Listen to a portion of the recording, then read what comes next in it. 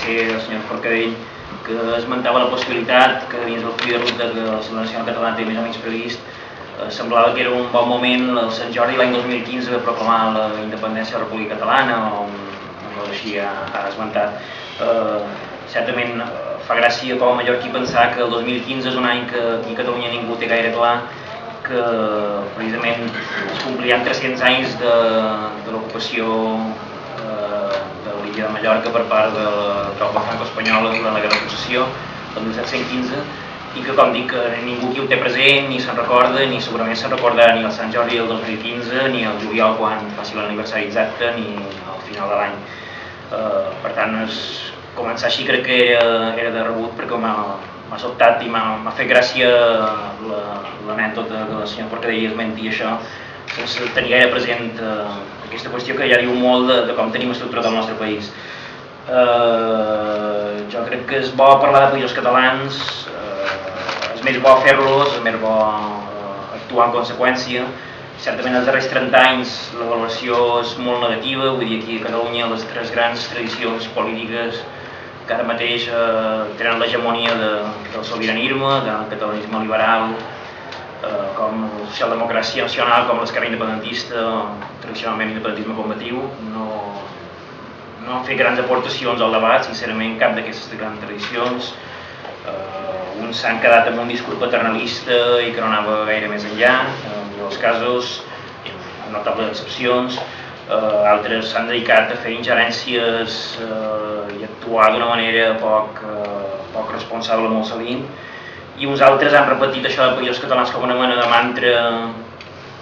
hinduista o budista, això de repetir països catalans constantment, sense anar gaire més enllà, sense la pràctica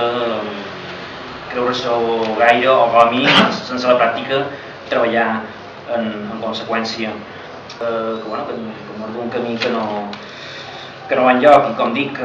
per a mi els països catalans són una suma de subjectes que en fan un, però són subjectes diversos, que constitueixen un subjecte únic al final, però que s'han de vertebrar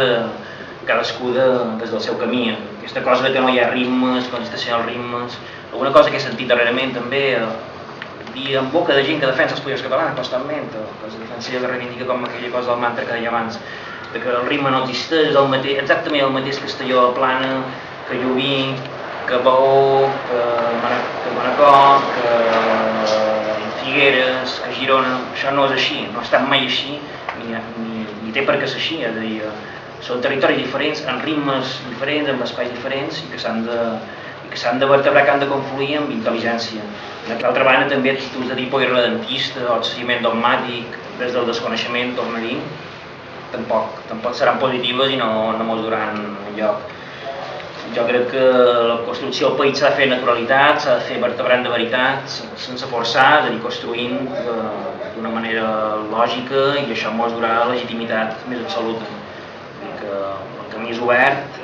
moltes gràcies per convidar-me, i m'ha subscrit, d'altra banda, totes les propostes que faci l'amic Titot, que d'altra banda és un exemple d'una cosa que mos hauria de deixar bastant al·lucinats. Certament, jo crec que el Titot pertany a la primera generació de gent que és del món de la cultura, avui en dia els historiadors de la intel·lectualitat i de la cultura catalana hauran de fer un anàlisi seriós. El Titot és un exemple de músic o d'artista normal, una persona que va a tots els territoris, que visita els territoris amb normalitat, sense recança estranya, sense paternalisme ni sense desconeixements. I això que en 30 anys la primera generació que ho hagi fet sigui el Titot des dels anys 90 mos hauria de fer pensar alguna cosa, i alguna cosa no s'ha fet bé aquestes 3 darreres dècades. Esperem que a partir d'enguany les coses canviïn. Gràcies.